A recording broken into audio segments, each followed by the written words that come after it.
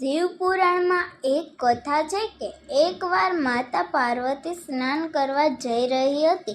એ સમયે તેમણે પોતાના મહેલમાંથી એક બાળકને ઉત્પન્ન કર્યો અને ઘરનો પહેરેદાર બનાવીને એ બાળકને કહ્યું કે મારા આવતા પહેલાં ઘરમાં કોઈ પ્રવેશ ન કર. થોડીવાર પછી શિવજીએ જ્યારે ઘરમાં પ્રવેશ કરવા માંગ્યા તો બાળકે તેમને રોકી લીધા, જેના પર શિવજી ક્રોધિત થઈ ગયા અને બાળક સાથે ભયંકર યુદ્ધ કર્યું.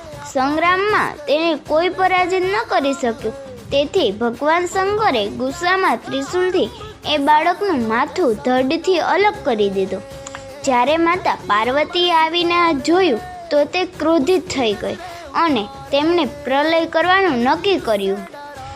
ભયભીત દેવતાઓએ દેવશ્રી નારદની સલાહ પર જગદંબાની સ્તુતિ કરીને શાંત કર્યા.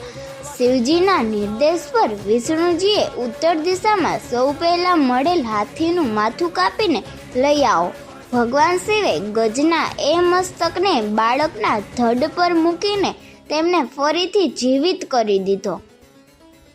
માતા પાર્વતીએ ખુશ થઈને એક ગજમુખ બાળકને પોતાના હૃદયને લગાવી દીધો, પણ તેમને એ વાતનું દુઃખ હતું કે લોકો તેમના બાળકને જોઈ મજાક ઉડાવશે.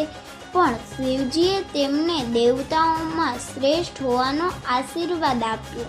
બ્રહ્મા, વિષ્ણુ, મહેશે બાળકને દેવતાઓના અધ્યક્ષના રૂપમાં જાહેર કરીને સૌ પહેલાં પૂજવાનું વરદાન આપ્યું. ભગવાન શંકરે બાળકને કહ્યું કે હે ગિરજાનંદ, વિઘ્ન અવતારોધોને નાશ કરવામાં તમારું નામ સર્વોપરી રહેશે.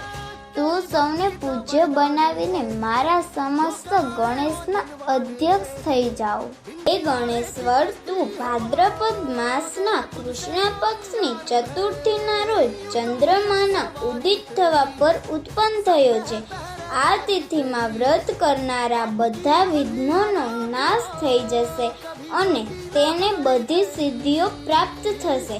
કૃષ્ણ પક્ષની ચતુર્થીની રાત્રે ચંદ્રોદયના સમયે ગણેશ તમારી પૂજા કર્યા પછી વ્રતી ચંદ્રમાને અર્ધ્ય આપીને બ્રાહ્મણને મિષ્ટાન ખવડાવે. ત્યાર પછી ખુદ પણ ગળ્યું ભોજન કરે. શ્રી ગણેશ ચતુર્થીનું વ્રત કરનારા ઓની મનોકામના જરૂર પૂર્ણ થાય. જ્યારે મહર્ષિ વેદવ્યાસ મહાભારત જેવો વિશાળ ગ્રંથ લખવા માટે એક સમર્થ લેખકની શોધમાં હતા, ત્યારે ગણેશજીએ આ કાર્ડ માટે પોતાની સંમતિ આપી હતી. તેમણે એક શરત મૂકી હતી કે મહર્ષિ જ્યાં સુધી કથા રહેશે ત્યાં સુધી તેઓ અટક્યા વિના સતત લખતા રહેશે. 10 દિવસે કથા પૂર્ણ થયા પછી મહર્ષિ વેદવ્યાસે પોતાની આંખો ખોલી ત્યારે જોયું કે સતત લેખન કાર્યને કારણે ગણેશજીના શરીરનું તાપમાન અસામાન્ય રીતે વધી ગયું હતું.